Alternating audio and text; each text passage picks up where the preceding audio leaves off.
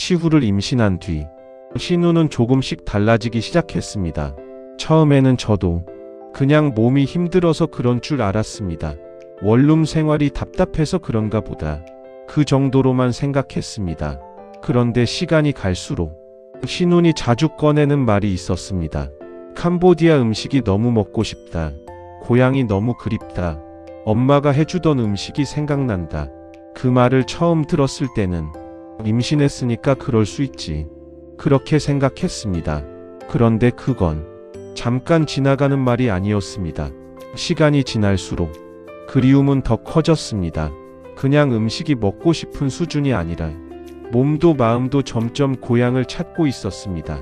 한국 생활이 싫어서라기보다 임신한 몸으로 낯선 땅에서 버티는 게 점점 더 힘들어지는 느낌이었습니다. 원룸은 여전히 작았고 생활은 여전히 빠듯했고 제 일상은 여전히 돈과 책임에 매달려 있었습니다. 그런데 그 안에서 신우는 점점 더 조용해졌습니다. 평소처럼 웃을 때도 있었지만 문득문득 멍해지는 순간이 보였습니다. 음식 이야기를 하다가 갑자기 고향 이야기가 나오고 고향 이야기를 하다가 가족 이야기가 나오고 결국은 캄보디아에 가고 싶다는 말로 이어졌습니다. 저는 그 말을 들을 때마다 마음이 복잡했습니다. 솔직히 말하면 신우이 왜 그런 말을 하는지 이해는 됐습니다. 임신한 몸으로 좁은 원룸에서 낯선 생활을 하는 건 저라도 쉽지 않았을 겁니다. 게다가 신우는 자기가 평생 먹고 자라온 음식도 아니고 자기 나라 말만 들리는 환경도 아니고 자기 가족이 있는 공간도 아니었습니다. 겉으로는 같이 살고 있지만 한편으로는 혼자인 시간이 길었을 겁니다. 그걸 생각하면 고향을 그리워하는 게 이상한 게 아니었습니다. 그런데 문제는 현실이었습니다. 저는 생계를 위해 계속 한국에서 일을 해야 했고 신우과 함께 오래 캄보디아에 머무를 여유는 없었습니다. 같이 가면 좋죠. 같이 계속 있으면 좋죠. 그런데 좋아하는 마음만으로 생활이 굴러가는 건 아니었습니다. 저는 이미 그걸 너무 잘 알고 있었습니다. 그래서 처음에는 신우의 말을 듣고도 쉽게 답하지 못했습니다. 가야 하나? 지금 가는 게 맞나? 가면 얼마나 있을 수 있지?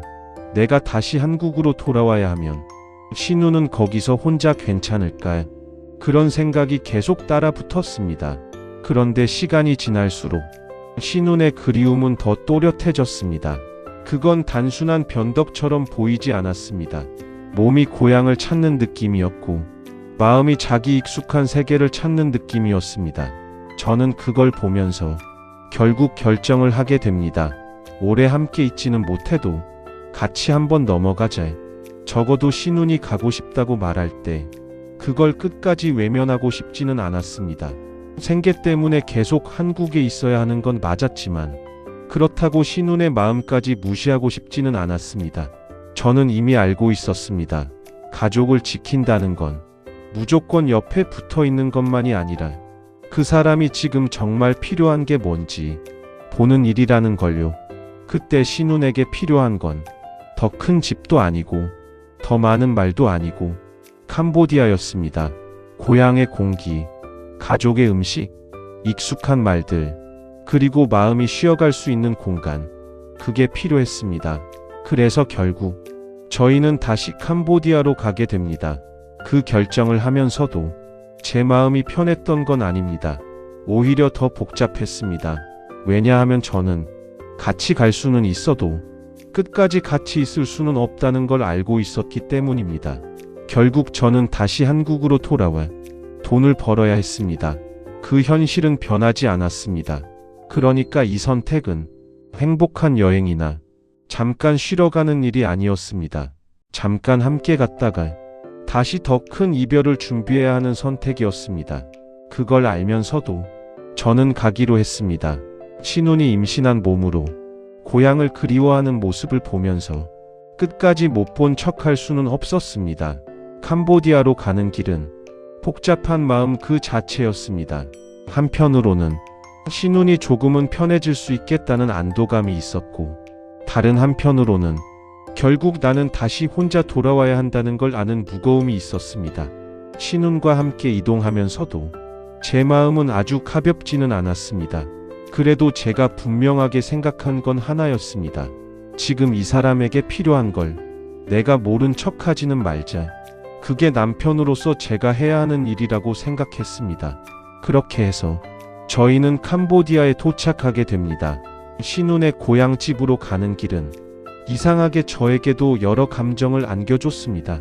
신우는 분명 조금 편안해 보였습니다. 익숙한 곳에 돌아온 사람의 표정이 있었고 그리워하던 음식과 가족을 다시 보는 사람의 눈빛이 있었습니다. 그걸 보면서 저는 한편으로 다행이라는 생각도 했습니다. 그래, 잘 왔다.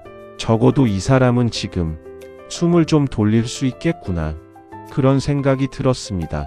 하지만 제 마음은 거기서 끝나지 않았습니다. 왜냐하면 저는 알고 있었으니까요.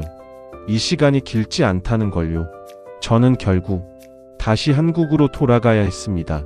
돈을 벌어야 했고 생활을 이어가야 했고 앞으로 태어날 시후를 위해서라도 버텨야 했습니다. 그러니까 캄보디아에서 함께 있는 시간은 행복이면서도 동시에 예고된 이별 같은 시간이었습니다. 같이 있으니까 좋았습니다. 신운이 조금 편해진 것 같아서 다행이었습니다.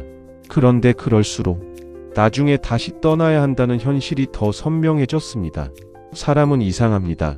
함께 있으면 좋지만 그 시간이 짧다는 걸 알면 오히려 마음이 더 무거워집니다. 저는 딱 그랬습니다. 신운이 편안해 보이면 볼수록 나는 결국 다시 떠나야 하는구나. 그 생각이 더 커졌습니다. 그렇다고 후회하진 않았습니다. 오히려 저는 그 선택이 맞았다고 생각합니다. 임신한 신운이 고향과 음식을 그리워하고 몸도 마음도 지쳐가고 있는 상황에서 제가 끝까지 현실만 들이밀었다면 그게 더 잘못이었을 겁니다. 가족을 지킨다는 건 무조건 한자리에 묶어두는 게 아니라 필요할 때 보내줘야 하는 곳으로 보내주는 것도 포함된다고 저는 생각합니다. 그래서 그때의 저는 복잡했지만 분명했습니다. 같이 넘어간 건 잘한 일이었다. 다만 그 다음 현실이 더 아플 거라는 걸 알고 있었을 뿐입니다. 캄보디아에 머무는 동안 저는 짧게나마 같이 생활했습니다. 한 번에 모든 게 좋아진 건 아니었지만 적어도 신운이 전보다 편안해 보이는 순간들이 있었습니다. 그걸 보는 건 좋았습니다. 정말 좋았습니다. 그런데 제 머릿속에서는 시간이 갈수록 한 가지 생각이 더 커졌습니다. 나는 다시 돌아가야 한다. 나는 결국 다시 한국에 가서 일해야 한다.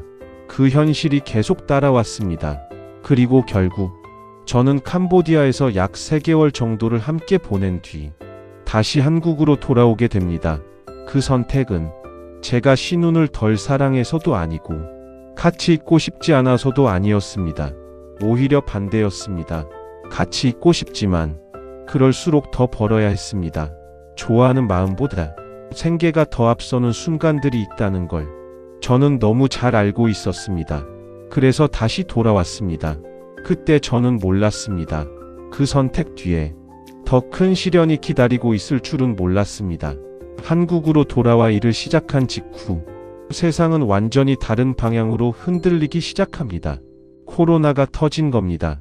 그리고 그때부터 가고 싶어도 갈 수 없는 시간이 시작됩니다. 다음 이야기에서는 제가 한국으로 돌아온 직후 코로나가 터지면서 왜 신운과 아이에게 가고 싶어도 갈 수 없게 되었는지 이어가 보겠습니다. 인생 후반전 이야기는 계속됩니다. 다음 이야기도 궁금하다면 구독하고 함께 해주세요.